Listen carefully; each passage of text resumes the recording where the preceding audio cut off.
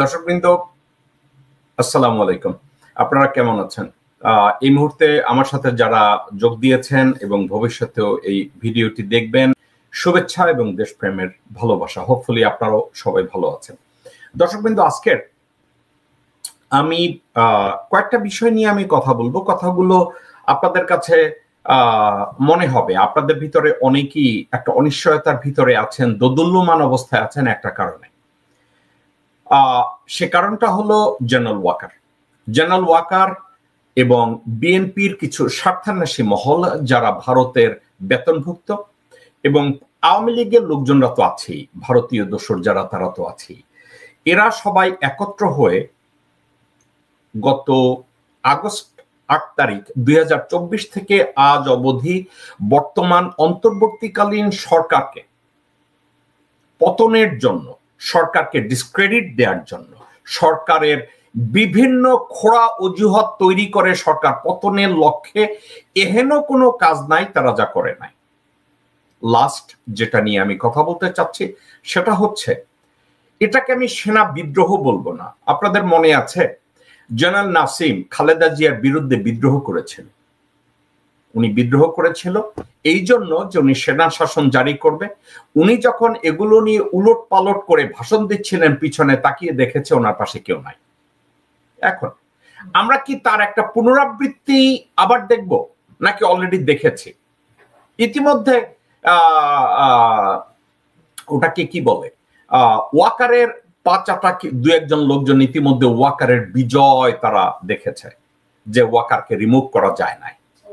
মানে তারা এটাকে দেখেছে, এটা নিয়ে তারা জগা খিচুড়ি উৎসব করছে, ফেসবুকে উৎসব করছে, ইউটিউবে উৎসব করছে, কানাডায় বসে উৎসব করছে, আমেরিকার ফ্লোরিডায় বসে উৎসব করছে। ওয়াকারকে রিমুভ করা যায় না, অর্থাৎ এখনো সে ওখানে ঝুলে আছে। তো একরকম এটা কথাটা বলতে চাচ্ছে ওয়াকারের বিজয়। এখন একটা কথা আমি বলি, ওয়াকারের বিজয়টা আসলে কি মিন করে? ধরেন ওয়াকার বিজয় হয়েছে, বিজয়টাকে আসলে কি মিন করে? ওয়াকারের বিজয়ের এই মিন করে যে আজ হোক কাল হোক ডক্টর ইউনূসকে রিমুভ করা হবে। ঠিক যেই মুহূর্তে ডক্টর মোহাম্মদ ইউনূসকে রিমুভ করা হবে, বাংলাদেশের নিয়ন্ত্রণে আসবে ভারতের নিযুক্ত কেউ। এখন ভারতের নিযুক্ত কেউ ধরে নেন বিএনপি, ধরে নেন অন্য কেউ বিএনপি নিযুক্ত। আমি বিএনপির হলে তারেক রহমান অথবা বেগম খালেদা জিয়া। আপনাদেরকে আমি ঠান্ডা মাথায় একটা কথা বলি, বিএনপি যদি দেশের নিয়ন্ত্রণে আসে, দেশের অর্থনৈতিক অবকাঠামো ভেঙে তছনছ হবে। ভারতীয়রা হাসিনার আমলে যতগুলো করিডোর নিয়েছে, ওই করিডোর তারা আবার ব্যবহার করা শুরু করবে। বাংলাদেশের জনপদ ব্যবহৃত হবে, ভারতের মিলিটারি ইকুইপমেন্ট গুলো এদিক থেকে ওদিকে যাবে। বাংলাদেশের ইতিহাসে কোনোদিনই এই 12 লক্ষ রোহিঙ্গাদের বার্মায়ও ফেরত দিতে দেয়া যাবে না। এবং বাংলাদেশের মসজিদগুলো একের পর এক দেখবেন ধ্বংস হয়ে নিচে পড়ছে, ঠিক ভারতে এখন যেভাবে পড়ছে। কারণ বাংলাদেশের বায়তুল মোকাররমের নিচেও তারা রাম মন্দির খুঁজে বের করবে। এবং আপনারা বলবেন কেন বিএনপি আছে না? না, বিএনপি কোনো কাজে আসবে না। একটা কথা আপনাকে আমি বলি, বিএনপি কেন কাজে আসবে না? একটা রাজনৈতিক দল যেখানে জনসমর্থনকে পুঁজি করতে ব্যর্থ হয়, একটা রাজনৈতিক দল এত জনপ্রিয়তা থাকার পরেও হাসিনার কিছুই করতে পারে নাই, হাসিনা কিছুই করতে পারে নাই। আপনি কি জানেন বিএনপিকে আমার বা আপনার চেয়ে দর্শকবৃন্দ হাসিনা বেশি চিনতেন? কেন চিনতেন জানেন? হাসিনা শিমুল বিশ্বাসকে ডাক দিয়ে কইতাই, খালেদা জিয়া কখন টয়লেটে গেছে আমারে জানাবি, মিনিট সেকেন্ড। শিমুল বিশ্বাস দৌড়িয়ে গিয়া এই ইনফরমেশনটা ওইখানে দিত। খায়রুল কবির খোকনের স্ত্রীকে ফোন করে বলতো, হয় বেবি বেগম জিয়া লিপস্টিক লাগাইছে, এটার কালার কি, আমারে তাড়াতাড়ি জানা। খায়রুল কবির খোকনের বউ দৌড়িয়ে যায় বলে দিত। গোরখতক আব্বাস তার বউ আফরোজাকে বলতো, তাই বেগম জিয়া আজকে কোন রঙের শাড়ি পরছে, সে এখন কার লগে কথা বলবে, আফরোজা আব্বাস দৌড়ে যায় গণভবনে, হাসিনার কোলে বৈশা ভজন গাইতো এবং বইলা দিত খালেদা জিয়া কোন শাড়ি পরছে। গোরখদক আব্বাসরে ডাকতো। বিএনপি যেই মুহূর্তে বলতো ঈদের পরে আন্দোলন হবে, বেগম জিয়া বলছে ঈদের পরে আন্দোলন হবে, দৌড়ে যায়া বিএনপির কাছে সাদেক হোসেন কোকা, মির্জা আব্বাস, আমির খসরু মাহমুদ চৌধুরী, আব্দুল আউয়াল মিন্টু গণভবনে মিটিং এ বসতো। এখন গণভবনে যখন মিটিং এ বসতো, এই মিটিংটা কেমন হতো? লর্ড ক্লাইভের সাথে মীর জাফররা যখন মিটিং এ বসতো বাংলার সাথে কিভাবে বেইমানি করা যায়, সিরাজউদ্দৌলার সাথে কিভাবে বেইমানি করা যায়, বাংলা বিহার উড়িষ্যার সাথে কিভাবে বেইমানি করা যায়, হাসিনা কাছে বসে দেখেছে বিএনপির বেইমানি। হাসিনা শেখ নিজে দেখেছে, সে বিএনপির মির্জা ফাকরে সে কিনছে, সাদেক হোসেন খোকাকে সে কিনছে, আমির খসরু মাহমুদকে সে কিনছে, রজনীর সাথে সে কিনছে, জিএম কাদেরকে সে কিনছে, মেজর খালেদ এরশাদের সেক্রেটারি ছিল তাকে সে কিনছে। তো বিএনপি কে আব্দুল আউয়াল মিন্টুকে সে কিনছে। তো বিএনপি কে হাসিনার চাইতে ভালো তো আর অন্য কেউ চিনে না। হাসিনা চিনে যে বিএনপির কারা কি। হাসিনা জানতো বিএনপি আন্দোলন করতে পারবে না, কারণ শিমুল বিশ্বাস দৌড়ে আইসা বলতো যে এই হয়েছে, এসে বলতো খালেদা জিয়া যেখানে থাকতো তার প্রত্যেকটা ইনফরমেশন বিএনপির লোকজনরা হাসিনাকে এসে বলে দিত। এখন আজকে তাদের সাথে এইসব গুন্ডাদের সাথে, ও আরেকটা কথা আরো একজন দিত, রুমিন ফারহানা, সে দিত, দৌড়ে যাক আরে বলতো এই হয়েছে বা খালেদা জিয়া এটা বলতে পারে। তারেক জিয়ার সাথে কথা বলার চেষ্টা করছে, তারেক জিয়ার সাথে কি কথা হয়েছে সে বইলা দিত, সামাও বায়াতে সে বইলা দিত। হাসিনা পারেও, হাসিনা পারে না এমন কিছু নাই, প্রত্যেকটা তথ্য জেনে নিত। এবং রয়্যাল লোকজনরা, রাজেশ অগ্নিহোত্রী, তারপরে ভারতের হাইকমিশনার যারা ছিল, আমি বিক্রম মিশ্রির কথা বলছি না, তার আগে হর্ষবর্ধন শ্রীংলা, তারপরে প্রণয় ভার্মা, এর মধ্যে আরেকজন কে ছিল, এরা সবাই জানতো যে বেগম জিয়ার ইনফরমেশন তাদের কাছে পাওয়া কত সহজ। সাইদ ইস্কান্দার যখন বিএনপি যখন ক্ষমতায়, সাইদ ইস্কান্দার নিজে আওয়ামী লীগের কাছে, রয়ের কাছে এসব ইনফরমেশন পাস করে দিছে। তো হাসিনা শেখ এগুলো জানার পরে বলছে এসব বেঈমানরা কি করে বিএনপি কে রক্ষা করবে। এবং হাসিনা যখন এসব ব্যাপারে সে শিওর হলো, তখন হাসিনা বিএনপি কে বুইড়া আঙ্গুল দেখায় কি বলছে জানেন? শুনেন হাসিনা কি বলছে বিএনপিদের সম্পর্কে পার্লামেন্টে। তাও আমার কথা হচ্ছে এরা জানোয়ারেরও একটা ধর্ম আছে, ওদের সে ধর্মও নাই, ওদের সে ধর্মও নাই মাননীয় স্পিকার। ওদের মধ্যে কোনো মনুষ্যত্ব বোধ নাই। ওরা চুরি, লণ্ঠন, দুর্নীতি, দুর্বৃত্তায়ন ছাড়া কিছুই জানে না। ওদের নেতা থেকে শুরু করে সবই তো, এবং সৃষ্টি যে করেছে। শুনেছেন? ওদের ভিতরে কোনো মানবিকতা কাজ করে না, ওদের ভিতরে কোনো ঈমান কাজ করে না, ওদের ভিতরে কোনো দেশপ্রেম কাজ করে না। ওদের ভিতরে শুধু কাজ করে নেমোখারামি, বেঈমানি, দেশদ্রোহিতা, মুনাফিকি, ফাসিকি, এগুলো ওদের মধ্যে কাজ করে। হাসিনা বলছে, কেন বলছে জানেন? হাসিনার চেয়ে ভালো আর কে জানে। এই হাসিনা আমানুল্লাহ আমানকে বসায় বসাইয়া কলা খাওয়াইছে, বলছে তোমার ব্যক্তিগত খোঁজ খবর নেব। এবং আমানুল্লাহ আমান এই দায়িত্ব পালন করেছে। কেমনে পালন করেছে জানেন? পুরা আন্দোলনের মুখে পুলিশদের কানে কানে বলে প্রধানমন্ত্রীকে বলেন আমি আমার দায়িত্ব পালন করছি। মির্জা ফাক সে বলছে আন্দোলনে লক্ষ লক্ষ লোক তার সামনে, যেখানে লক্ষ লক্ষ লোকের শক্তি তাকে বলিয়ান করবে, বলিয়ান না হয়ে সে মাইক্রোফোনে বলে এবার কি বলবো। মির্জা ফাক তার জবাবে হাসিনা বলছে তোমরা মুনাফেকের গোষ্ঠী, তোমরা ফাসেকের গোষ্ঠী, তোমরা বেঈমান, তোমাদের ভিতরে কোনো ইমানদারিত্ব নাই, আনুগত্য নাই, তোমাদের ভিতরে কোনো দেশপ্রেম নাই, তোমরা হচ্ছে বেঈমানের দল। এবং এই বেঈমানের দলগুলোকে নিয়ে বেগম জিয়া জানার পরেও বেগম জিয়া তাদেরকে নিয়ে রাজনীতি করে এবং বেগম জিয়া অনেক কষ্টে এই কথাটা বলছিল। অনেক বড় বড় নেতা বানিয়েছিলাম, অনেক বড় বড় পদ দিয়েছিলাম, মন্ত্রী বানিয়েছিলাম, যারা কিছুই ছিল না, যাদের এই বিএনপি দিয়ে শহীদ জিয়াউর রহমান দিয়ে আমার দিয়েই অনেক বড় হয়েছে, অনেক কিছু মালিক হয়েছেন, তিনারা সব বেঈমানি দালালি।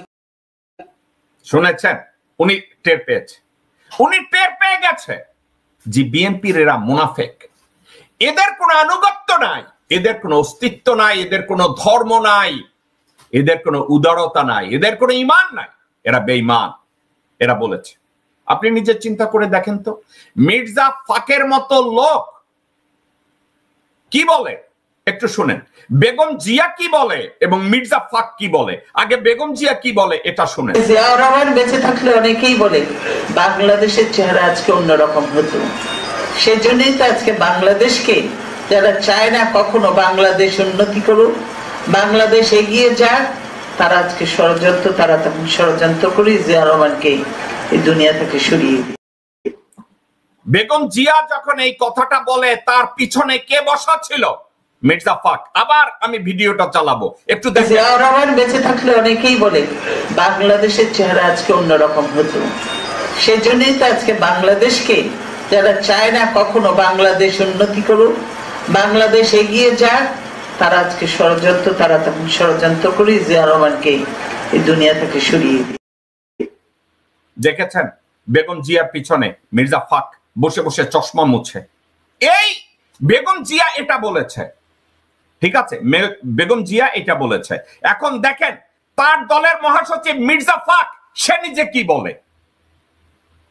যে শহীদ প্রেসিডেন্ট জিয়া রহমানের মৃত্যু যদি 1981 সালের মে মাসে না হয়ে যদি 2015 সালে হতো, তাহলে এই বাংলাদেশের ভাগ্যে কি ঘটতো আমি জানি না, তবে সম্ভবত সেটা লাইবেরিয়া অথবা আফগানিস্তানের মতো একটা ব্যর্থ রাষ্ট্রে পরিণত হতো। সুন্দর না? মহাসুন্দর বিএনপির মহাসচিব, এবং এদেরকে দিয়ে তারেক রহমান দল চালাবে। তারেক রহমান বলছে দিল্লি নয়, পিন্ডি নয়। আমি কথাটাকে হুবহু বলতে চাই, আমি মিস করতে চাই না। তারেক রহমান বলছে, তারেক রহমান বলতেও তো একটা কথা, তো একটু ঠিক মতো বলি। দিল্লি নয়, পিন্ডি নয়, সবার আগে বাংলাদেশ।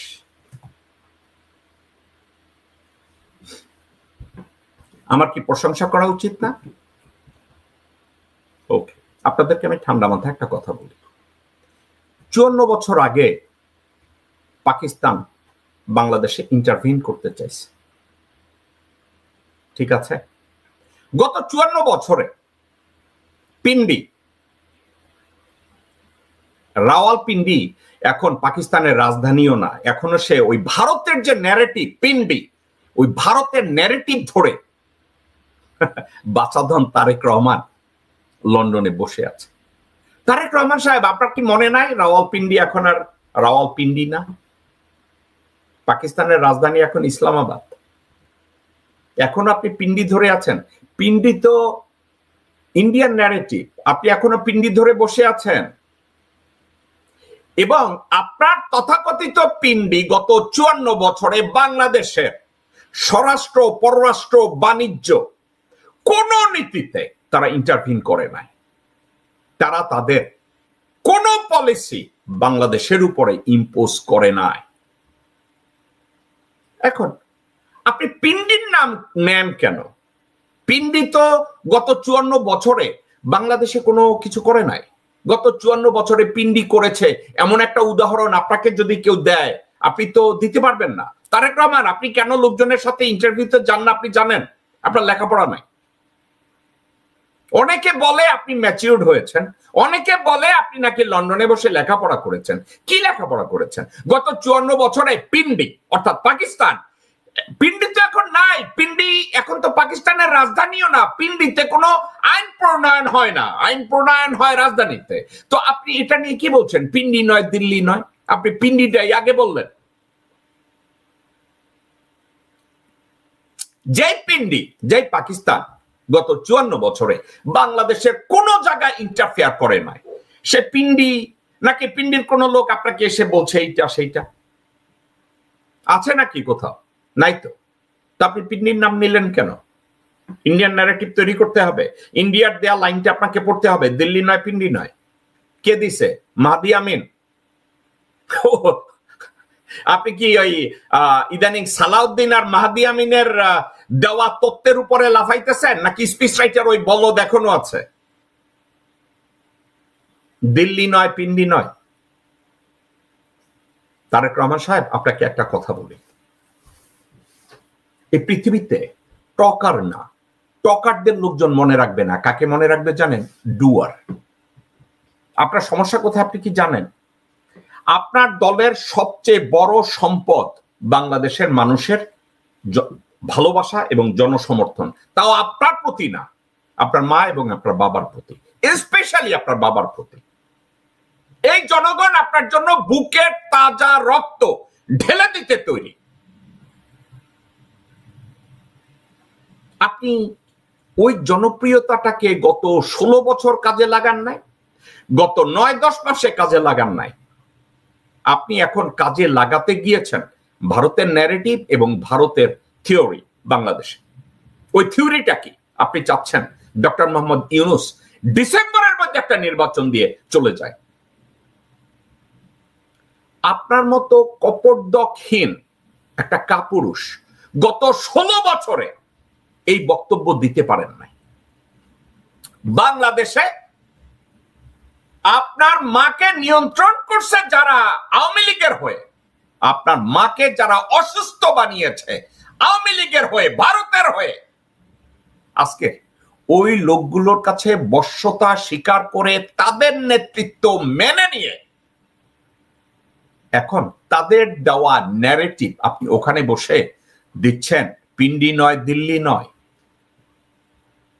আপনি বাংলাদেশের জন্য আদৌ কি করেছেন? আপনি করেছেনটা কি? আপনি আপনার বাবার সুসন্তান হিসাবে কি করেছেন? বিএনপি তো আপনার নিয়ন্ত্রণে নাই, বিএনপি কেউ আপনার কথা শুনে না। আপনি বাংলাদেশে যেতে ভয় পাচ্ছেন। আপনার মামার নিয়োজিত মঈন আপনাকে যেই উষ্টা দিছে, ওই উষ্টার ব্যথা আপনি তো সারা জীবনে ভুলবেন না। আমিও ভুলতাম না যদি ওই উষ্টা আমি খাইতাম। আজকের আপনি ইন্ডিয়ান ন্যারেটিভ শুরু করলেন, পিন্ডি নয়, দিল্লি নয়। কারণ পিন্ডি তো এখন বাংলাদেশে গত 54 বছরে কিছু করে নাই। পিন্ডি কি গত 54 বছরে ভারতের মতো করিডোর নিছে? রোড করিডোর নিছে, পানি করিডোর নিছে, আকাশ করিডোর নিছে, বাংলাদেশের বর্ডারে হামলা চালাইছে, পিন্ডির লোকজনরা বাংলাদেশের সীমান্তে এসে বাংলাদেশিদেরকে খুন করছে, বাংলাদেশের কমার্সে যেভাবে ইমব্যালেন্সড ওইটা করছে? কিছুই করে নাই, কিছুই করে নাই। বাংলাদেশের কলকারখানা বন্ধ করছে পিন্ডি? করে নাই। কিন্তু কি করছে জানেন? যে মুহূর্তে রোহিঙ্গা সমস্যার ভিতরে বাংলাদেশ মুষড়ে পড়ছে, ভারত বাংলাদেশের বিরোধিতা করলো জাতিসংঘে, কিন্তু পিন্ডি বলেছে আমরা বাংলাদেশের পক্ষে ভোট দেব। তারেক রহমান, ওইটা কি আপনারা মনে করায় দেব নাকি মনে আছে? রোহিঙ্গারা যখন বাংলাদেশে ঢুকলো, জাতিসংঘে যখন রোহিঙ্গা ফেরত দেওয়ার ব্যাপারে আলাপ আলোচনা শুরু হলো, ভারত জানায় দিল যে রোহিঙ্গা সমস্যা নিরসনে ভারত বাংলাদেশের পক্ষে ভোট দেবে না। কিন্তু আপনার ওই পিন্ডি বাংলাদেশের পক্ষে ভোট দিছে। তারেক রহমান সাহেব, এটা কি আপনি মনে আছে নাকি এগুলো নিয়ে পড়ালেখা করেন নাই? কেন করেন নাই? নাকি ওইখানে বসে বসে খালি আপনি তেল মারে, সানি তেল মারে, সায়ান তেল মারে, হুমায়ুন তেল মারে, যারা হাতে তেল আর ঘেটতো লইয়া যায় আপনি ওইটাই পইটা যান? তারেক রহমান সাহেব, আপনার স্টাডিতে কি আসছে রোহিঙ্গা নিধন শুরু হয়েছে একটা উদ্দেশ্যে, রাখাইনকে রোহিঙ্গা মুক্ত করবে? কেন? রাখাইনে ভারতের বিমান ঘাঁটি বসবে, সেনানিবাস বসবে এবং সেভেন সিস্টার্স এর সাথে যোগাযোগ ব্যবস্থা ডেভেলপ করবে। এই রোহিঙ্গাদেরকে ওখান থেকে নিধনের জন্য ভারত মায়ানমারের বাজেটের 1/3 ডোনেট করত, 4 বিলিয়ন 5 বিলিয়ন মায়ানমারকে দিত। আপনি স্টাডিতে আপনি পড়ছেন, এটা নিয়ে আপনি কথা বলছেন, এটা নিয়ে বিবৃতি দেওয়ার মতো আপনার যোগ্যতা আছে? কোনদিন বলেছেন বিষয়টা এই? আপনি তো বলেন নাই। তারেক রহমান সাহেব, আপনি নিজে যদি না জানেন কান খুলে শুনে রাখেন, রাখাইনে রোহিঙ্গাদের কাটা শুরু হয়েছে ভারতের পয়সায়, যাতে রাখাইনটাকে রোহিঙ্গা মুক্ত করে ভারতের যোগাযোগ ব্যবস্থা, সেনানিবাস ওখানে তৈরি করা যায়। এবং যখন রোহিঙ্গা কাটা শুরু হয়েছে, ভারত হাসিনাকে নির্দেশ দিছে তুমি রোহিঙ্গাদেরকে ঢুকাও বাংলাদেশে। ঢুকাইলে তোমার দুইটা লাভ, জাতিসংঘ তোমার রোহিঙ্গা ভাতা দিবে। রোহিঙ্গা ভাতার 10 টাকা দিলে তুমি 9 টাকা খাইবা, তোমার পোলারে বোনরে বিলিয়নিয়ার বানাইবা, আর 1 টাকা দিয়ে রোহিঙ্গাদের খাওয়াইবা, আর 2 তুমি নোবেল পাইবা। ভারতের এইসব চাণক্য নীতি, এগুলো নিয়ে তারেক রহমান সাহেব আপনি যেমন লেখাপড়া করেন না, হাসিনাও তো লেখাপড়া করে নাই, মোটেও করে নাই। হাসিনা মনে করছে সে নোবেল পাইব, হাসিনা নোবেল পাইতে গেছে এবং হাসিনা রোহিঙ্গাদের ঢুকাইছে ভারতের ইশারায়। ভারত কি করছে? রাখাইনকে রোহিঙ্গা মুক্ত করছে, যার জন্য হাসিনা, আওয়ামী লীগ এবং ভারত এক পেজে ছিল। আপনি কি জানেন তারেক রহমান সাহেব, গত 9 বছর আপনার দলের মাকু নেতা সালাউদ্দিনকে এটার উপরে তারা ব্রিফ করেছে। যে সালাউদ্দিন 5-7 কোটি টাকা, 2 কোটি টাকা, 1 কোটি টাকা ঘুষ নেওয়ার জন্য পাছার কাপড় খুলে দিয়ে দৌড়ায়, সেই সালাউদ্দিন 9 বছর এর মধ্যে ওই যে রাখাইনে তারা যে প্রজেক্ট করছে, ওখানে কাজটাজের কন্ট্রাক্টরের ব্যাপারেও তার মাধ্যমে বেশ কিছু কাজকর্ম তারা ওইখানে আদায় করছে, পয়সাপাতি তারা দিচ্ছে। জামাই আদরে তাকে শিলংয়ে রাখছে, মেঘালয় শিলংয়ে। তো ভারতীয় মালকে তারা বাংলাদেশে পাঠাইছে, তারে আপনি নেতৃত্ব দিচ্ছেন। আমি একটা জিনিস বুঝি না, ডক্টর মুজিব নামে বিএনপির আপনার এই দলের এক সিনিয়র এক সমর্থক আমাকে বলেছে, বিএনপির গয়েশ্বর রায়কে যুবলীগে পজিশন দিয়েছে ভারতীয় হাইকমিশনারের কথায়। আপনার মা ভারতীয় হাইকমিশনারের চাপে টিকতে না পাইরা গয়েশ্বর রায়কে যুবলীগের পজিশন দিছিল, অন্য যোগ্য কোনো লোকজনকে না দিয়া। ঠিক একইভাবে আপনার মা এবং আপনি, মির্জা ফাক ভারতের চয়েস এটা জানার পরেও তাকে আপনারা ব্যর্থ একটা লোককে আপনারা এখনো মহাসচিব রেখেছেন। আজকের পত্রপত্রিকায় মির্জা ফাক বলছে যে অন্তর্বর্তীকালীন সরকারের সদিচ্ছা নিয়ে গুরুতর প্রশ্নের কথা বললেন মির্জা ফাক। তারেক রহমান সাহেব, আপনারা এখন ওই ভারতের প্রজেক্ট, রাখাইন প্রজেক্ট, ওখানে অন্য কোন প্রজেক্ট নাম আছে, আমি রাখাইন প্রজেক্ট বলবো, ওটা ভারতের রাখাইন প্রজেক্ট। যেই রাখাইনকে রোহিঙ্গা মুক্ত করা হয়েছে ভারতের প্রজেক্ট কাজে লাগানোর জন্য। তারেক রহমান সাহেব, এটা সম্পর্কে কি আপনি স্টাডি করেছেন? আপনি জেনেছেন? আপনি কারো কাছ থেকে জানতে চেয়েছেন? স্টাডি করেছেন? রিসার্চ করেছেন? কিছুই করেন না। আপনি স্টাডি করবেন কি কইরা? আপনার পাশে বসে থাকে সানি, আপনার পাশে যেই কজন বসে থাকে হুমায়ুন, হুমায়ুন হচ্ছে ভারতের পাঁচাটা গুখোর, ভারতের মূত্রখোর এবং গুখোর। এই হুমায়ুন হচ্ছে আপনার অত্যন্ত কাছের মানুষ। এই হুমায়ুনকে সরানোর ক্ষমতা নাকি আপনারও নাই, ঠিক যেমনি গোরখোদক আব্বাস, ফালু এবং ফালুর ভাই নুরু, এদেরকেও নাকি সরাবার ক্ষমতা আপনার নাই। আসলেও নাই। কারণ আপনার যদি থাকে, আপনার ভিতরে যদি দেশপ্রেম থাকে, নেতৃত্বের গুণাবলী থাকে, স্পৃহা থাকে আপনার বাবার মতো, তাহলে তো এ ধরনের লোকজনরা তো ওখানে থাকার কথা না। তা আপনি কি করছেন? আপনি বলছেন আপনি বাংলাদেশের সেবা করছেন, আপনি ওখানে বসে বলেন, আপনার দলের নেতা নেত্রীদের অর্ডার দেন যে আপনাদেরকে, আপনি যখন বলেন যে আপনাকে তো বিএনপির নেতা কর্মীদেরকে আপনি বলেন যে আপনাদেরকে তো চিনে বিএনপির অমুক, বিএনপির অমুক। একটা রাজনৈতিক নেতা এভাবে কথা বলে, বিএনপির অমুক, বিএনপির শাহিন, বিএনপির করিম, বিএনপির মোহাম্মদ। আপনি বিএনপিটাকে ওই পর্যায়ে নিয়ে গেলেন। কিন্তু বিএনপি যে এখন চাঁদাবাজি করে, ধর্ষণ করে, খুন করে, 61, 62, 69, 100 লোক চাঁদাবাজি, খুন, জাহান্নাম বানায় দেয়। এটা তো তারেক রহমান সাহেব আমার কথা না, জনগণের কথা। নডি ফারহানা বলছে যে বিএনপির লোকজনদেরকে আর থামানো যায় না, ওরা আপনার নিয়ন্ত্রণে নাই। আপনি মির্জা ফাকরে নিয়ন্ত্রণ করেন না, মির্জা ফাক আপনারে নিয়ন্ত্রণ করে। সালাউদ্দিনকে আপনি নিয়ন্ত্রণ করেন না, সালাউদ্দিন আপনারে করে। ঠিক আছে, সালাউদ্দিন কাদের চৌধুরীর কথা মনে আছে?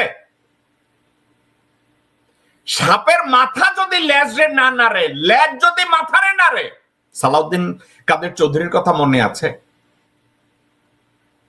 তা আপনি যদি বিএনপির মাথা হন, লেজ তো আপনার নাড়ার কথা, কিন্তু বাস্তবে তো মনে হচ্ছে লেজ মাথা নাড়তেছে। আপনার অবস্থাটা কি? আপনি আছেন কোথায় তারেক রহমান সাহেব?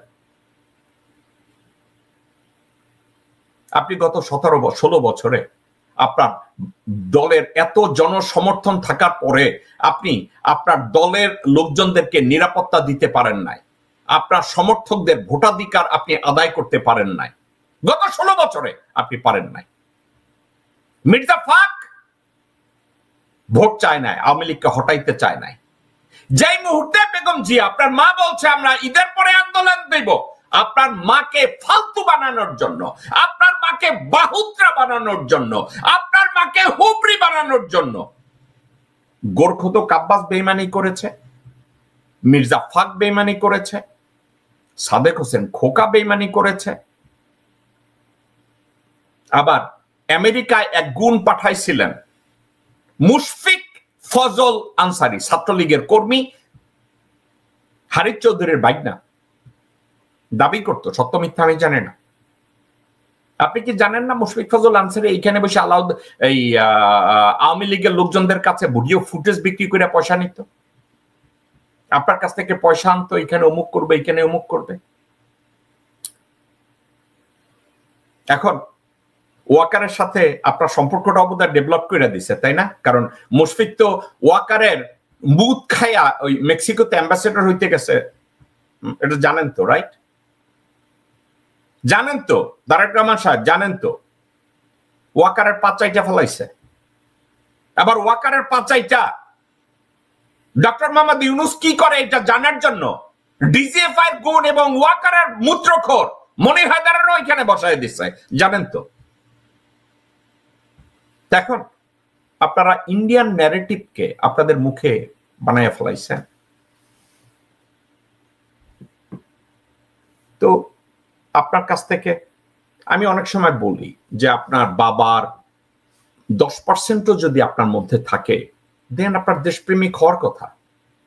আমার তো মনে হয় না আপনি দেশপ্রেমিক, আমার মনে হয় আপনি ক্ষমতা প্রেমিক। আপনার অযোগ্যতার জন্য, আমি এটাকে অযোগ্যতা বলবো না, বাংলাদেশের মতো লোকজনদেরকে একটা দলে একতাবদ্ধ রেখে একটা রাজনীতি করার জন্য যে দূরদৃষ্টি দরকার, আমার কেন যেন বিশ্বাস হতো আপনার এটা আছে। কিন্তু কার্যক্ষেত্রে আপনি এর কোনো প্রমাণ আজ অবধি দিতে পারেন না। Tarek Rahman, you are not my enemy, আপনি আমার প্রতিদ্বন্দ্বীও না। আপনাকে একটা কথা আছে ভাই, এই কথাটাকে আপনি এভাবে নেন। আপনার বাপ জিয়া রহমান, আপনার মা খালেদা জিয়া, এই ক্ষেত্রে আপনার সাথে আমি কম্পিট করতে যাওয়ার কোনো কিছু নাই। কিন্তু ব্যক্তি আপনি যদি তারেক রহমান জাস্ট অন্য একজন সাধারণ মানুষের ছেলে তারেক রহমান হতেন, তাইলে ডিফারেন্স কিছু হতো। তো ওটা নিয়ে আর আমি কথা বলতে চাই না। কিন্তু একটা কথা, জিয়া রহমানের সন্তান হওয়া, বেগম জিয়ার সন্তান হওয়া তো কিছু দায়িত্বেরও ব্যাপার। আপনি কি ওই দায়িত্ব পালনে সক্ষম? আপনি কি দায়িত্ব পালন করছেন? আজকের একটা কথায় আমি অত্যন্ত বিরক্ত। আপনি পিন্ডির শব্দটা উচ্চারণ করলেন, যে পিন্ডি গত 54 বছরে বাংলাদেশের কোনো জায়গায় ইন্টারফেয়ার করে নাই, ইন্টারফেয়ারেন্স নাই। আপনার দেশ আগে থাকলে আপনি রোহিঙ্গা সমস্যা জানার পরে আপনারা এখনো করিডোর মায়ানমার করিডোর এটা নিয়ে চিল্লান, কিন্তু আপনি তো একবারও বলেন নাই ইন্ডিয়ান যে করিডোর গুলো হয়েছে, তৈরি করা হয়েছে 2017 সালের 8ই এপ্রিল হাসিনা যে চুক্তি করছে, আপনি এগুলো নিয়ে তো একবারও কথা বলছেন না। এর অর্থ কি? আপনি ভারতের সাথে সব চুক্তিগুলো আপনি মেনে নিছেন? তারেক রহমান সাহেব, আপনি কি সবকিছু মেনে নিছেন নাকি? আপনি যদি মেনে না নেন তাহলে এগুলো নিয়ে তো কথা বলা উচিত ছিল, কিন্তু আপনি তো বলছেন না কোনো জায়গায়। এর অর্থ আপনি ধরেই নিয়েছেন ভারতের ইউরিন এবং ভারতের গোবর, কাউডাং আপনার জন্য পবিত্র, যার জন্য ইন্ডিয়ান ন্যারেটিভ আপনি বলছেন পিন্ডি বা দিল্লি না। কথাটা কি জানেন?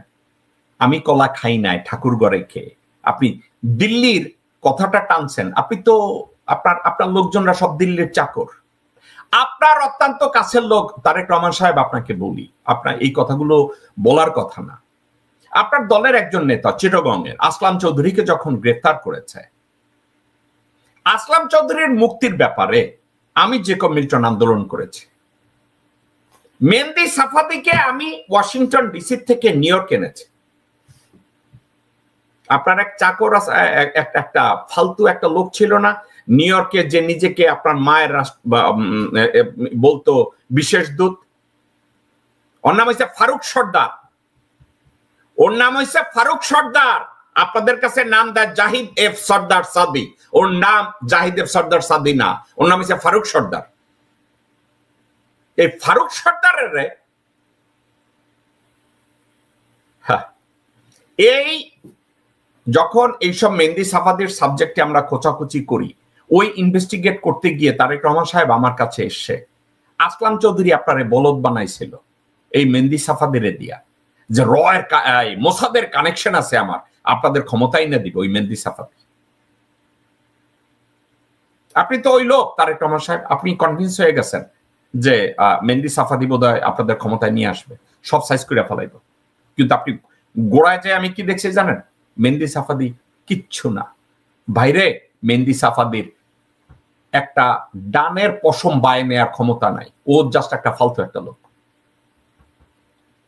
মেহেদী সাফাদি যারে নিয়া ওই গণ অধিকার পরিষদের নুরুরে পচানো হয়েছে, মেহেদী সাফাদির নিয়ে আপনারে পচানো হয়েছে, মেহেদী সাফাদির নিয়ে বহু লোককে পচানো হয়েছে, কিন্তু মেহেদী সাফাদি হচ্ছে একটা পচা শামুক। কোনো এফেক্টিভনেস নাই, কোনো জায়গায় অ্যাক্সেস নাই, কোনো কিছু করতে পারে না। তো আসলাম চৌধুরীর আপনি খুব বিশ্বাস করছেন, এবং এরপরে আপনি বিশ্বাস করছেন আমির খসরু মাহমুদ চৌধুরী। ওইখানে কিন্তু অনেক কম্পিটিশন, এবং কম্পিটিশন গুলা কেন জানেন? এরা ভারতের পা চাটে, সালাউদ্দিন পা চাটে। সালাউদ্দিন দেখছে আসলাম চৌধুরী পা চাইটা ফেমাস হয়েছে, আমির খসরু মাহমুদ 5-8টা ফেমাস হয়েছে, আমি সালাউদ্দিনও 5-8 যা আছে আমি 5 চাটতে ওদের পায়ের ইন্ডিয়ার পায়ের নিচ সাদা বানায় ফেলাবো। ইসালমের পয়সায় মেঘালয় শিলংয়ে যাইয়া রাজকীয় বাংলায় থাইকা রয় ট্রেনিং নিছে, নিয়ে বাংলাদেশে আসছে। এখন আপনার সিজন লিডার যেগুলো তাদেরকে কোনো জায়গায় আলোচনায় পাঠানো হয় না। সালাউদ্দিন বেয়াদবের মতো ঢুইকা এক এক জায়গায় কথা কইতে চায়। আপনি কি সালাউদ্দিনরে কখনো ফোন কইরা কইছেন, কিরে রাঙ্গামুলা ভারতীয় মাল তুই বেয়াদবি করতেছিস কেন? একবারও বলছেন? আপনি একবারও বলছেন? এই সালাউদ্দিনের মতো বেয়াদব, সালাউদ্দিনের মতো হারামখোর, সালাউদ্দিনের মতো শুয়োর ডক্টর মোহাম্মদ ইউনূসকে অসম্মান কইরা যখন কথা বলে আপনি কি তারে ধমক দিয়ে থামাইছেন একবারও? একবারও থামান নাই। কেন থামান নাই? কারণ ইন্ডিয়ান ন্যারেটিভ দিয়ে আপনি বাংলাদেশ গড়তে চান। তারেক রহমান সাহেব এগুলোর দিকে একটু তাকান। আজকের আপনারা ওয়াকারকে সাপোর্ট দিচ্ছেন, আপনারা কি আসলে গভর্নিং এর ক্ষেত্রে আপনারা কি এতটাই কাঁচা? জয় কথায় কথায় বলতে আপনারা অশিক্ষিত। সজীব জয়ের কথা বলছি, তারেক রহমান সাহেব, তারা বলতো আপনারা অশিক্ষিত, আপনারা বেকুব, আপনারা রাজনীতি জানেন না, কথা কথা বলতো আপনারা একেবারে জাস্ট আপনারা যাচ্ছে তাই টোকায়। তো আপনার কথাবার্তা কাজটা যেহেতু আমার তাই মনে হয়, আপনারা এখন ওয়াকারকে সাপোর্ট করছেন ঠিক যেভাবে সাইদ ইস্কান্দার মঈনুদ্দিনের সাপোর্ট করছে, ঠিক ওইভাবে আপনি এখন ওয়াকারের সাপোর্ট করতেছেন। মানুষ ভুল থেকে শিখে তারেক রহমান সাহেব, আপনি কি শিখতেছেন? আপনার সিদ্ধান্তে কোনো জায়গায় তো আমি দেখি না কিছু। এই ওয়াকার 5ই আগস্টের বিপ্লবের পরে যখন ডক্টর মোহাম্মদ ইউনূস 8 তারিখে ক্ষমতা নিলেন, বাংলাদেশের অন্তর্বর্তীকালীন সরকারকে অস্থিতিশীল করার জন্য নাটক তৈরি করলেন। কি নাটক তৈরি করলেন? প্রথমে আনসার ভিডিপি বিদ্রোহ করলেন। আনসার ভিডিপি বিদ্রোহ কে করাইছে? তারেক রহমান সাহেব, ওয়াকারুজ্জামান। আনসার ভিডিপি বিদ্রোহ ডক্টর মোহাম্মদ ইউনূসের সরকারকে অস্থিতিশীল করার জন্য কে করিয়েছিল? ওয়াকার। আনসার বিদ্রোহ গেল, ওটাকে যেভাবে পারছে দমন করা হয়েছে। ঠিক আছে, কেমনে করছে আপনি শুনতে চান? আপনার আব্বারে যেভাবে মারাইছে, মারানোর পরে এরশাদ সাহেব আবার কালা মাহমুদ দিয়া মঞ্জুরের যেভাবে মারাইছে আপনারা জানেন তো। ওয়াকার কি করছে? আনসার ভিডিপির দিয়া ইউনূস সাহেবের বিরুদ্ধে বিদ্রোহ করাইছে। এবার ওয়াকার নিজেই আনসার ভিডিপির মহাপরিচালকরে বাস দিছে, এরে আজতে পাঠাইছে, ওরে ধমক দিছে। কারণ কি জানেন কেমনে দিছে? তারেক রহমান সাহেব, ওয়াকারুজ্জামান প্রতিরক্ষা মন্ত্রণালয়ের পুরা নিয়ন্ত্রণে তখন, এবং এই আন্দোলনের কারণে ঢুকছে আপনার শ্রমিক দলের লোকজনরা, শ্রমিক লীগের লোকজনরা ওখানে ঢুকছে, ওয়াকারের পিছনে ছিল। এবং ওইটা শেষ হইতে না হইতে ওয়াকারুজ্জামান কি করছে? আর্মি হেডকোয়ার্টারে বসে উনি ভাষণ মারাইছে। কি জন্য ভাষণ মারাইছে? করিডোর ইস্যুতে। আসল ইস্যু তারেক রহমান সাহেব, আপনি কি এটা বুঝেন? ওয়াকারুজ্জামান প্রতিরক্ষা মন্ত্রণালয়টাকে সে কবজা করতে চাইতেছে বাংলাদেশের সংবিধানকে অসংবিধানগুলি দেখায়া। বাংলাদেশের কোন সিকিউরিটি ব্রিফিং ডক্টর মোহাম্মদ ইউনূসকে দেওয়া হয় নাই আনটিল ডক্টর খলিলুর রহমান প্রতিরক্ষা মন্ত্রণালয়ের দায়িত্ব নিয়েছেন। আপনি কি এগুলো জানেন না তারেক রহমান সাহেব? আপনি কি এসব সাবজেক্টে আপনারা একবারও এটা নিয়ে আলাপ আলোচনা করেন নাই, দেখেন নাই যে পরিস্থিতি কি? তারেক রহমান সাহেব, এটা নিয়ে আপনি স্টাডি করেছেন? করেন নাই। আপনার মতো আপনারা নির্বাচন করছেন না তারেক রহমান সাহেব? বিএনপি নির্বাচনে আসবে, আপনারা বলছেন না?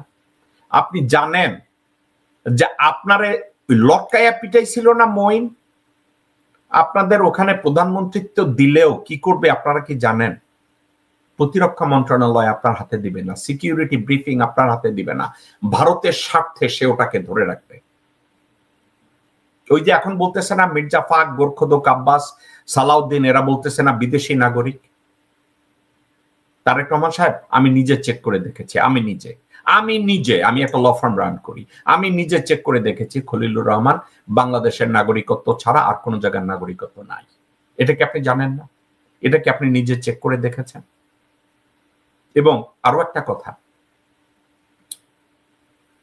মায়ানমারের সাথে বাংলাদেশের করিডোর নিয়ে কারো সাথে কোনো আলাপ আলোচনাই হয় না। একটা চ্যানেল তৈরি করতে চাইছে, জাতিসংঘের মহাসচিব ডক্টর মোহাম্মদ ইউনূসকে বলছে যে আমরা যদি রোহিঙ্গাদেরকে রাখাইনে পাঠাই তাহলে তাদের খাওয়া দাওয়া ঔষধপত্র সাপ্লাই তো দিতে হবে।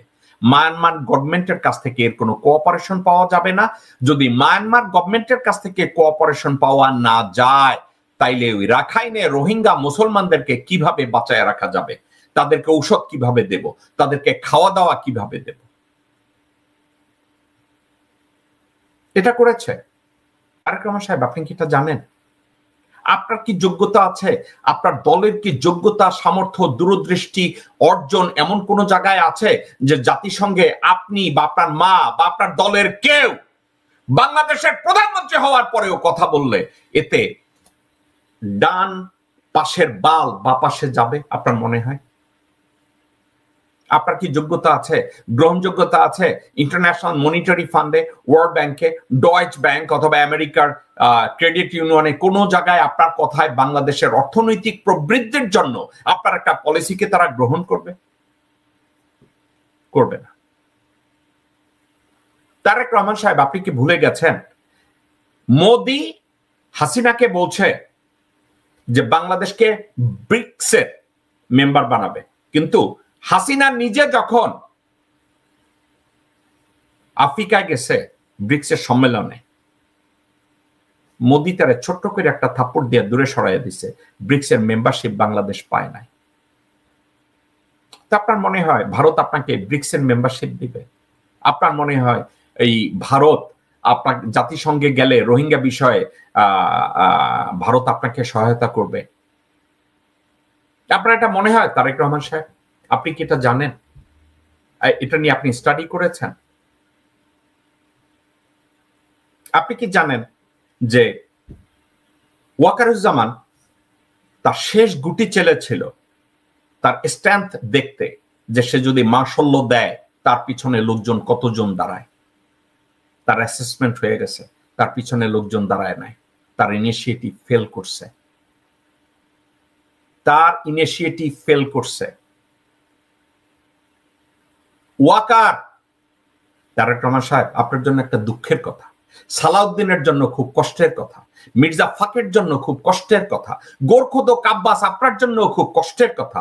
ওয়াকারের ষড়যন্ত্র ফেল করছে। এই ভজগড় বাধাইয়া ওয়াকার তার পাশার কাপড় উদলা করে দিছে, অর্থাৎ তার আইডেন্টিটি বাইরে আসছে। সে বাংলাদেশের বন্ধু না, সে বাংলাদেশের শত্রু। ওয়াকারের আইডেন্টিটি বেরিয়ে আসছে, সে ভারতের গুণ। এখন বাংলাদেশের লোকজন ওয়াকার যদি মার্শাল দেওয়ারও চেষ্টা করে, তার রাস্তাঘাটে কুত্তা বিলাইয়ের মতো লাইথে মেরে ফেলাইব।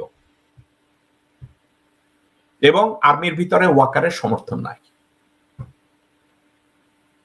এবং ওয়াকারের আর ক্ষমতা নাই ডক্টর ইউনূসকে সরানোর। কিন্তু ইউনূসের কাছে, ডক্টর মোহাম্মদ ইউনূসের কাছে এনাফ টুলস আছে তাকে সাইজ করার। আমি জানি না ডক্টর মোহাম্মদ ইউনূস অতটা মিন হবে কিনা, কিন্তু তাকে সাইজ করার জন্য, চুপ্পুকে সাইজ করার জন্য ইউনূস সাহেবের হাতে অনেক টুলস আছে। আপনারা দেখেন না ইউনূস সাহেব এগুলো নিয়ে মাথা ঘামাইতেছে না? কেন ঘামাইতেছেন? আপনারা এটা টের পান না? এত বড় একটা ওয়াকার ষড়যন্ত্র করলো, ইউনূস সাহেব জাপানে গেছে না? জাপানে যায় সে তার কাজ করতেছে না? অনেকে আবার এটা নিয়েও খোঁটা মারতেছে, দেশের এই অবস্থার মধ্যে সে জাপান গেছে। কেন জানেন? সে কেয়ার করতেছে না। ডক্টর ইউনূসকে সরানোর যে ষড়যন্ত্র বিএনপি, আওয়ামী লীগ এবং ভারত করছে, এটা ফেল করছে। এবং ডক্টর মোহাম্মদ ইউনূসকে যদি কেউ সরাতে যায়, বাংলাদেশের অবস্থা কোথায় গিয়ে দাঁড়াবে একটা পাগল লোক যাকে আমি কোনোদিন সমর্থন করি না, কিন্তু সে একটা কথা বলছে, তার এই কথাটাকে আমি আপনাদেরকে শোনাতে চাই। দর্শকবৃন্দ শুনেন এই পাগল লোকটা কি বলছে। ডক্টর ইউনূস সাহেব না থাকলে আপনাদের চামড়া কারো থাকবে না। যেমন চামড়া আগের সরকারে অনেকে ভাইয়েছে নাই, আপনাদের অবস্থা হবে।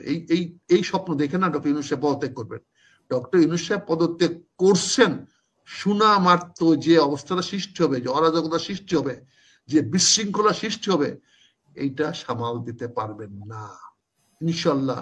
এই দেশটা মুসলমানের দেশ, শান্তির দেশ। আমরা যদি আল্লাহতে বিশ্বাস করি, ধৈর্য ধারণ করি, সবুরে মেওয়াফল আল্লাহ বলেছে, তুমি যে অপেক্ষা করলে, ধৈর্য ধরলে, তুমি তোমার ফলাফল পাবেই পাবে।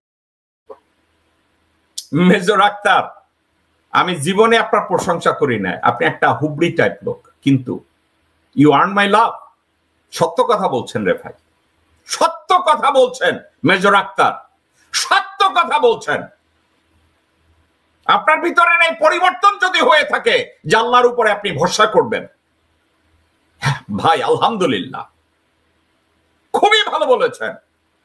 ডক্টর মোহাম্মদ ইউনূসের উপরে যদি কেউ হাত দেওয়ার চেষ্টা করে, ওই হাত ভাঙ্গা জনগণ এখন পাছায় ঢুকিয়ে দেবে। তারেক রহমান সাহেব, this is the time you should think twice to betray Dr. Mohammad Yunus.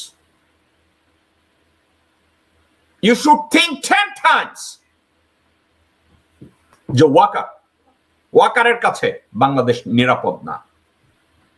ওয়াকারের কাছে কেন বাংলাদেশ নিরাপদ না আপনাকে আমি বলি, কেন আপনাকে আমি বলি কয়েকটা। তারেক সাহেব, আপনি আমার কথাগুলো মনোযোগ দিয়ে শুনেন। কেন ওয়াকারের কাছে বাংলাদেশ নিরাপদ না, আমি আপনাকে একটা একটা করে আমি বুঝাই কেন নিরাপদ না। এই ওয়াকার ভারতীয় স্বার্থ রক্ষার্থে করছে না এমন কিছু নাই। তারেক রহমান সাহেব, বিডিআর এর যেসব অফিসাররা নিহত হয়েছে, আমি তাদের সন্তানদের একটা ভিডিও আপনাকে দেখাই, আপনি যদি দেখেন এবং দর্শকবৃন্দ আপনারাও দেখেন। আমরা আইন পড়েছি একমাত্র একটা কারণেই, যে আমাদের বাবার বিচার আমরা চাই এবং আমাদের বাবার বিচার করে ছাড়বো। আমি অ্যাডভোকেট সাকিব রহমান, আমি শহীদ কর্নেল কুদরত এলাহী সন্তান, আমি সহ এখানে রাকিন আহমেদ আছে, বিডিআর এর লাস্ট ডিজির ছেলে। আমরা আইন পড়েছি একমাত্র একটা কারণেই, যে আমাদের বাবার বিচার আমরা চাই এবং আমাদের বাবার বিচার করে ছাড়বো। এবং আমরা অনেক কৃতজ্ঞ যে এই ছাত্র জনতার এই আন্দোলনের পরে আমার ছাত্ররা, আমি নর্থ সাউথ বিশ্ববিদ্যালয়ে পড়ে, আমার ছাত্ররা আমাকে এসে বলতো যে স্যার আমরা তো পেয়েছি, কিন্তু আপনার জন্য আমরা সবচাইতে বেশি খুশি। এবং এই সরকার যখন কিনা তদন্ত কমিশনটা করে নাই, তারপরে বোঝা গিয়েছে যে জনগণ কতটা তার মনে প্রাণে এই বিডিআর পিলখানা হত্যাকাণ্ডকে ধারণ করে। এই কারণে আমরা আজকে অভিযোগ দায় করছি এবং আমরা আশাবাদী যে আমরা এর সঠিক বিচার পাবো। এর থেকে বেশি আমি এখানে দাঁড়িয়ে কুদরত এলাহীর ছেলে যে কথা বলছে তাকে বলি, ওয়াকার যদি সেনাপ্রধান থাকে, বিডিআর হত্যার বিচার হবে না। তোমরা বিচার চাচ্ছ, তোমাদের পিতৃ হত্যার বিচার, তোমাদের মা, তোমাদের বোনদেরকে ওয়াকার ম্যানিপুলেট করে পয়সা দিচ্ছে, তাদেরকে এই বিচারের দাবি না জানাতে তাদের চরিত্র হনন করছে। কর্নেল মুজিবের বউকে মিলিয়ন মিলিয়ন ডলার দিয়ে ধনী বানিয়ে তাকে সব সুযোগ সুবিধা দিয়ে এই বিচার যাতে না হয়, তারা যেন কোনো জায়গায় বিচার না চায়, তারা যেন কোনো জায়গায় গিয়ে কোনো দাবি না তুলে, এজন্য ওয়াকার সবকিছু করছে। তোমরা বিচার চাচ্ছ, তোমাদের বাবা যারা ওখানে নিহত হয়েছে প্রত্যেকটা অফিসারের প্রতি আমার ভালোবাসা এবং শ্রদ্ধা রয়েছে, কিন্তু ওয়াকার এই বিচার হতে দেবে না, কারণ সে এই বিচারের অন্যতম আসামি। এই ওয়াকার বিডিআর হত্যাকাণ্ডের বিচার যদি হতে দেয়, সে তাকে নিজেকে ইনক্রাইমিনেট করবে, নিজেকে দোষারোপ করবে। আর তোমরা মনে করছো যে ওয়াকারের এই ক্ষমতায় থাকাকালীন তোমাদের পিতৃ হত্যার বিচার হবে? হবে না। ওয়াকার বিডিআর পিলখানা হত্যাকাণ্ডের সাথে প্রত্যক্ষভাবে জড়িত, সে ওখানকার একজন কুশীলব, যারা মেরেছে তাদের সাথে একজন কুশীলব। ওয়াকার যদি এটার সুষ্ঠু তদন্ত এবং বিচারের কথা বলে, he is going to be accused. দর্শকবৃন্দ, আপনাদেরকে আমি একটা কথা আজকের বলি, কথাটাকে মনে রেখেন। হাসিনা কিন্তু জানে যে বিডিআর হত্যাকাণ্ডের সাথে ওয়াকার জড়িত। ওয়াকারকে অনেকে বলে হাসিনা কি করে আর্মি চিফ বানাইছে। কেন বানাইছে আপনি কি জানেন? বিডিআর হত্যাকাণ্ডের বিচারটা যেন না হয়। হাসিনা চিন্তা করেছে ওয়াকারকে যদি সেনাপ্রধান বানানো হয় এবং বিডিআর হত্যাকাণ্ডের বিচার হতে ওয়াকার মোটেও দেবে না। একটা কারণে ওয়াকার বিডিআর হত্যাকাণ্ডের বিচার হতে দেবে না, কারণ ওয়াকার নিজেই হত্যাকাণ্ডে জড়িত। হাসিনা চিন্তা করেছে, ভারত চিন্তা করেছে যে ওয়াকার যদি সেনাপ্রধান হয়, কোনোভাবে ডক্টর ইউনূসকে ম্যানিপুলেট করে বাইপাস করে যদি কিছু করতে পারে, তাহলে বিডিআর হত্যাকাণ্ডের বিচার হবে না। কারণ বিডিআর হত্যাকাণ্ডের যদি বিচার হয়, হাসিনা, রেহানা, তারেক সিদ্দিকী, অমিত শাহ, নরেন্দ্র মোদী এবং ভারতের সমানভাবে অ্যাকিউজড হবে। হাসিনা চিন্তা করেছে ওয়াকারের সেনাপ্রধান বানায়া দাও, ওয়াকার এই বিচার করতে দেবে না, কারণ ওয়াকার বিচার করতে দিলেও নিজেই তো আসামি হবে। তো এখন যারা বিডিআর হত্যাকাণ্ডের বিচার চান, আমি তাদের দিকে তাকিয়ে বলছি, ওয়াকারের তত্ত্বাবধানে, বিএনপির তত্ত্বাবধানে এই বিচার হবে না।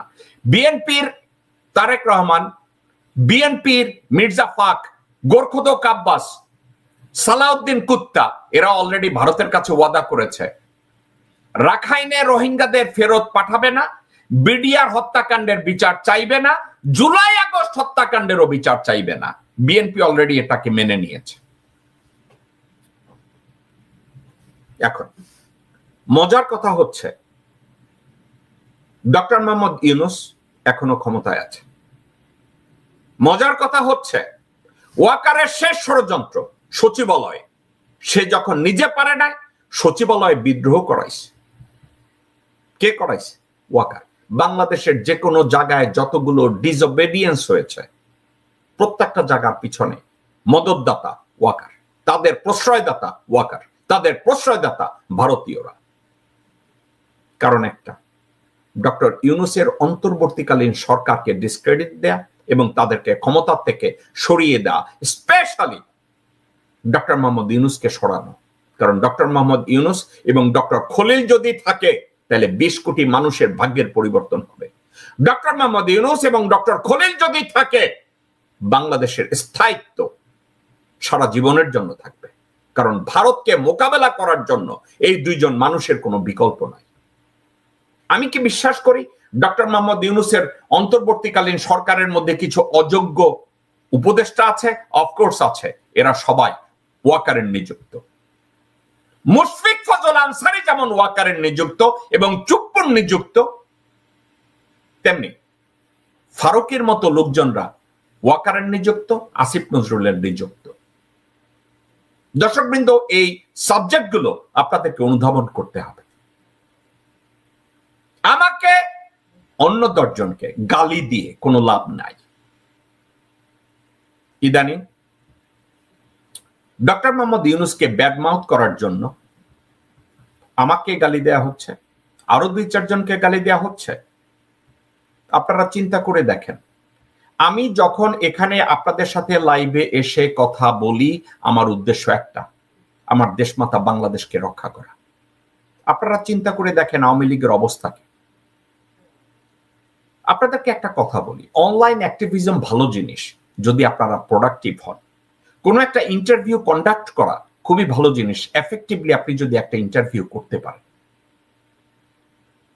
কাউয়া কাদেরকে কোনো একটা টোকাই ইন্টারভিউ করছে অনলাইনে, এবং কাউয়া কাদের ওই টোকাইকে বলছে যে আমি যদি বাংলাদেশে ব্যাক করি, আপনার মতো টোকাইরে তো খুঁজা পাবো না। এরপরে দেখছি টোকাই চুপসে গেছে, ও ওই পাশায় হাত দিলে দেখা যাবে গু বাইরে গেছে ডরে।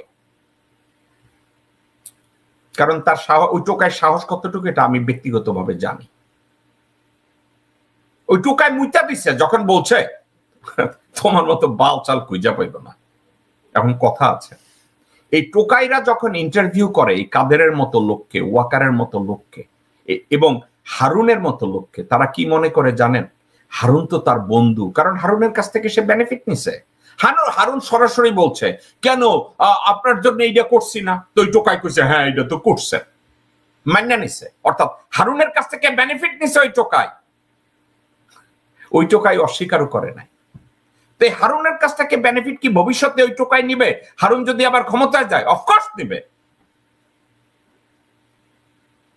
আপনি চিন্তা করে দেখছেন, ওয়াকারের একবার ফোনে ইন্টারভিউ করছে, এখন ওয়াকার তার ফোনও ধরে না, ওয়াকারের সাথে তার কোনো যোগাযোগও নাই, কিন্তু ওয়াকারের পা ছাড়ে না। পা ধরেছি, কিছু একটা আদায় করতে হবে। এখন এই কাউয়া কাদেরের ইন্টারভিউ করছে, এখান থেকেও বেনিফিট কোন জায়গায় পাওয়া যায় চুলকাইয়া খুঁজা বাইর করবো। কিন্তু কাউয়া কাদের কি কইছে? বলছে আমি ফেরত আসলে তোমারে তো খুঁজাও পাওয়া যাইবে না। আপনার মনে হয় কাউয়া কাদেরের মতো লোক, আমি জেকব মিল্টন রে, এই ধরনের কথা বলতে সাহস পাবে? হারুনের মতো লোক এই কথা বলার সুযোগ আছে যে আপনার জন্য এটা করছি? যাই হোক, তারা জানে তারা কোন জায়গায় টোকাই খুঁজা বাইর করতে পারবে। এখন কি একটা স্লোগান হওয়া উচিত বাংলাদেশে, আওয়ামী লীগের পলাতক নেতাকর্মীরা যদি কোনো একটা স্লট খুঁজে অনলাইনে বিখ্যাত হওয়ার জন্য একটা ইন্টারভিউ দিবেন, কানাডার থেকে প্রচারিত একটা ইন্টারনেট টিভি আছে, ওইখানে যোগাযোগ করে তারা আপনাদেরকে প্রমোট করবে। ভারতীয় স্বার্থ সংরক্ষণে যদি ওয়াকারকে প্রমোট করতে চান দেশদ্রোহিতা করে, ওই টিভিতে যোগাযোগ করবেন। রোহিঙ্গাদেরকে আর ভারতে রাখাইনে ফেরত দেওয়া যাবে না, এইটাকে যদি সাপোর্ট করেন তাইলে ওইখানে যাবেন। এটা হইতেছে অনলাইন অ্যাক্টিভিজম, ঠিক আছে? আবার ওই যে বিহারের নাগরিক মির্জা ফাকের এক জামাই আছে, সে আবার কইছে অনলাইনে খুব জনপ্রিয় হবেন কেউ যদি রয়ের এজেন্ট কর। আরে বেটা, তোর বউ, তোর শ্বশুর, তোর 14 গোষ্ঠীর ওইখানে সব হইছে বিহারের ইন্ডিয়ান নাগরিক। তুই বেটা অস্ট্রেলিয়াতে যে কি করতি? রেড ফার্মে দালালি করতি? রেড ফার্মে তুই কি ওইখানে পিম্পের কাজ করতি নাকি বেটা? আমি দেখছি তোরে নিয়ে আবার অনেকে প্রশংসাও করে। আলহামদুলিল্লাহ। দর্শক বৃন্দ, এই ছিল আমাদের শো। এই মুহূর্তে আমি বিদায় নিচ্ছি আপনাদের কাছ থেকে। আমি এখন বিদায় নিচ্ছি। আসসালামু আলাইকুম ওয়া রাহমাতুল্লাহি ওয়া বারাকাতুহু।